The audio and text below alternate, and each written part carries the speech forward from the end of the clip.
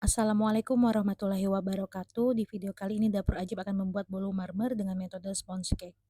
Bismillah, pertama campurkan telur, gula pasir, dan juga vanili. Untuk vanilinya bisa pakai yang bubuk juga. Kemudian tambahkan juga SP sebanyak 1 sendok teh, bisa diganti dengan ovalet.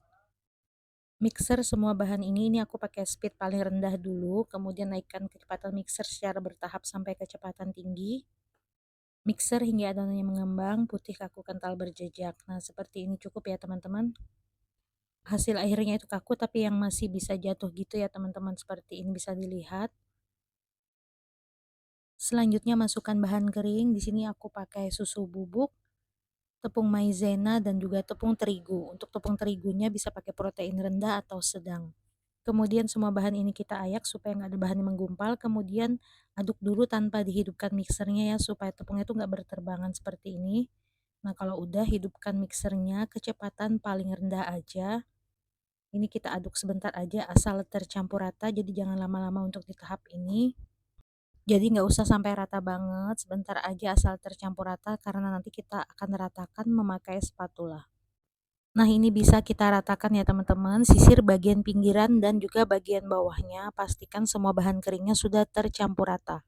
Ini kita aduk balik atau aduk lipat secara perlahan.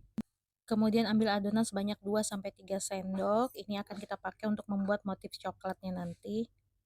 Nah, kalau udah ini kita sisihkan dulu, selanjutnya kita masukkan margarin yang sudah dicairkan sebelumnya, ini aku cairkan di awal.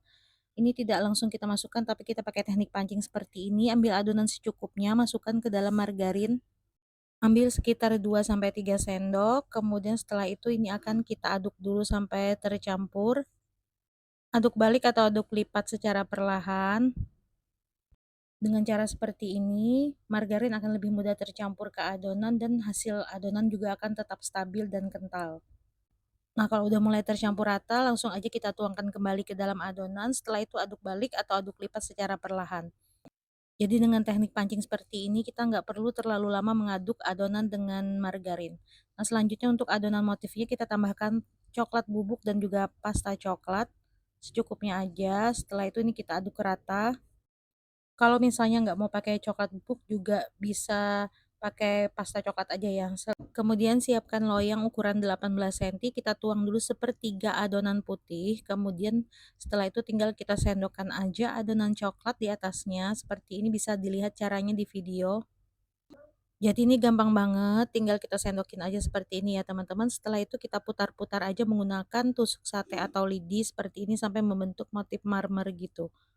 Kemudian tuang sepertiga adonan putih yang kedua, ini kita tuang sampai menutupi adonan coklat seperti ini.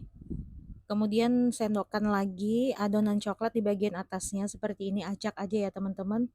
Kalau udah putar lagi pakai tusuk sate atau lidi. Selanjutnya tinggal kita tuang lagi adonan putih yang ketiga atau yang terakhir.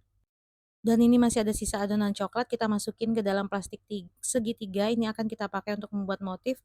Kita buat garis-garis aja seperti ini kita buat motif yang simple aja ya teman-teman. Atau kalau mau sesuaikan aja dengan kreativitas masing-masing. Nah, seperti ini caranya. Kalau udah ini tinggal kita bentuk motifnya menggunakan tusuk sate atau lidi. Caranya seperti ini, kita gerakkan aja atau kita tarik dari bawah ke atas. Nah, kalau udah kita tarik lagi seperti ini, bisa dilihat caranya di video. Dan ini saya tarik lagi di bagian yang kosong seperti ini ya teman-teman. Ini dia hasilnya dan ini siap untuk dipanggang. Jangan lupa untuk oven sudah dipanaskan sebelumnya. Ini kita masukin ke dalam oven, saya pakai oven dari Idealife. Nah, ini kita gunakan api atas bawah, suhunya itu 160 derajat. Ini kita timer sekitar 45-50 menit atau sesuaikan aja dengan oven masing-masing karena tiap oven itu beda-beda. Nah, ini sekitar 45-50 menit ya udah saya panggang dan ini udah mateng. Kemudian kita sisir bagian pinggirannya. Kalau udah langsung aja kita keluarin dari loyang, ini masih dalam keadaan panas. Kemudian lepasin kertas rotinya seperti ini. Setelah itu tinggal kita balik aja. Dan ini dia hasilnya, bisa ditunggu sampai hangat atau dingin baru kita potong-potong.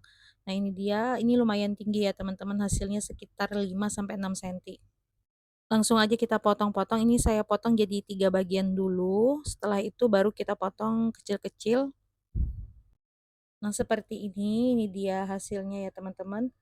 Ini kita potong kecil, untuk besarnya potongan sesuaikan aja dengan keinginan masing-masing. Ini dia hasilnya bisa dilihat, untuk metode sponge cake ini memang pori-porinya itu terlihat lebih besar ya daripada metode all in one yang pori-porinya itu lebih halus.